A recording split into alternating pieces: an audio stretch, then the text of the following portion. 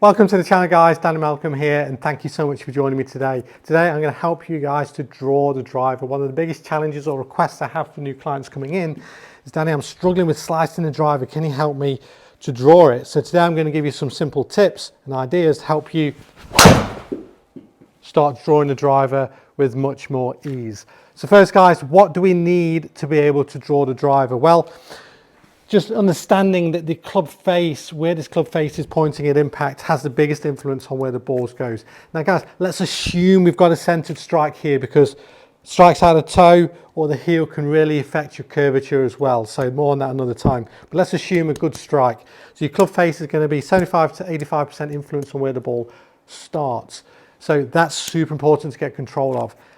Second to that, we need a club path, a swing that's going more for the right-handed golfer to the right, and then that club face needs to be closing relative to the path. There you can see my club path was 4.7 degrees in to out, with the face that was almost 2 degrees closed to the path. So even that one there might have been a little bit out of the toe because it's curved more than what it perhaps should. So strike can definitely affect this as well, guys. So in terms of first piece I would look at is club face. So for those that are slicing it, in my 20 years of coaching now, what I've found is that trying to fix the path first is not always the best option.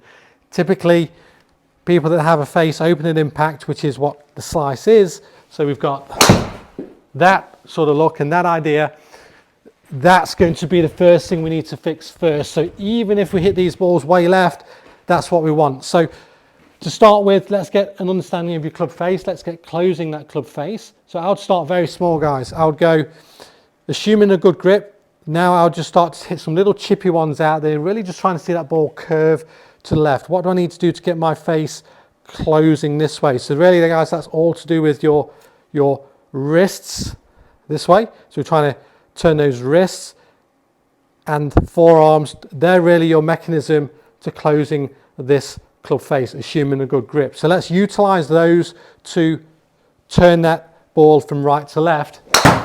Even if we just chip some down there, we just start to see some little chippy ones to the left. That's where you want to start. Just understand how to close the club face. Let's just see some right to left curvature. Then you can do it a little bit less and start to just, you can see I'm starting small here, guys. I'm looking at the club face first. Let's get understanding now. The reason we've got to start small, so difficult to just dive straight into full swings and get a sensation of what we're trying to do. So difficult. I can't stress that enough. In the years of coaching, we've really got to understand, like any skill, golf's no different. If you're learning guitar for the first time, any skill, learning to drive for the first time, we're thinking about the gears and the bits and pieces, the controls, very slowly at first, and then it just starts to become second nature as we build up the speed. So let's start small. And so if we can see that ball curving from right to left, or just curving to the left, then we know we're getting our face closed. We know we're getting our face closed. Then, if you're curving it too much to the left, then we can just start to soften it back. And this is just understanding face control, and we can start to have a bit less of a curvature, maybe build up the speed of the swing a little bit. Now all of these club paths are pretty good here from in to out, but you could be doing that with out in path, and that'll be fine as you're practicing it. For a player that sliced the ball, you would probably be swinging this way a little bit, but if you can get your face close to that path, at least you're getting the curvature to the left. Now once you've got that, once we've got the face, now we've got permission, now you've got a sense of, okay, now to stop it curving to the left so much, I can start swinging more to the right. So now, guys, I'm starting to get that swing direction, that whole swing more this way. So a wonderful drill. You can actually utilize some training aids for this. If you're on a range, you can use a basket. Here I've got the swing plate. You could place this in a basket at an angle on a range basket to such position where you've now got to swing this club or this hula hoop underneath that. If you swing out to in, you're going to hit that fix, and this would solve so many problems because you'll figure things out from there. Because really with driver, we really want to get that swing direction. So this is slightly different to club path, but given that we're hitting up on the driver, hopefully as well, if we can get that swing as a whole moving more to the right, much greater to the right, and then as we're hitting up, we still may have a club path at the point of impact. So the club path, the point of impact, it's not the overall swing. And if we can have that swing more to the right and hitting up a few degrees, still with a club path to the right, then we just need to get the face closing to that path. And that's how you hit those high draws.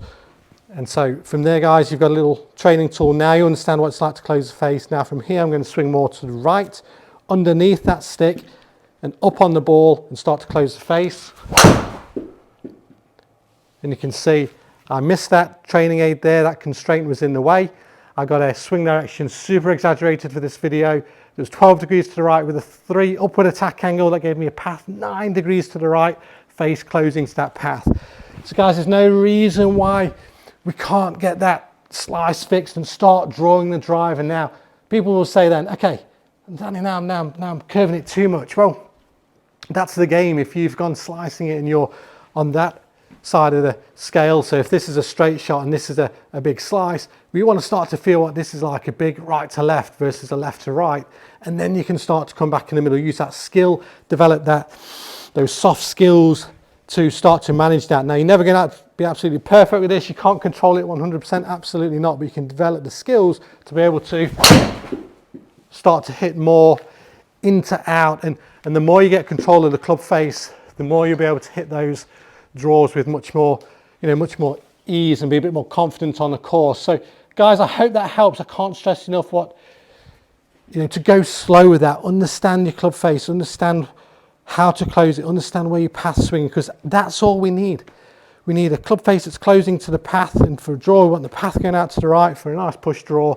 So don't overcomplicate it, guys. It just needs a bit of training, a bit of good ideas, some purposeful practice, and from there we can really start to hit those high draws that so many people are searching for. Guys, you can do it. You can do it. Hope that video helps, guys. If there's any questions, please post them below. Let me know how you went with some of those drills. Let's keep the conversation going. If you did like the video, please give it a thumbs up. It really helps the channel and get this out to more people. Guys, thanks for watching. Until next time, enjoy your golf, and we'll see you very soon.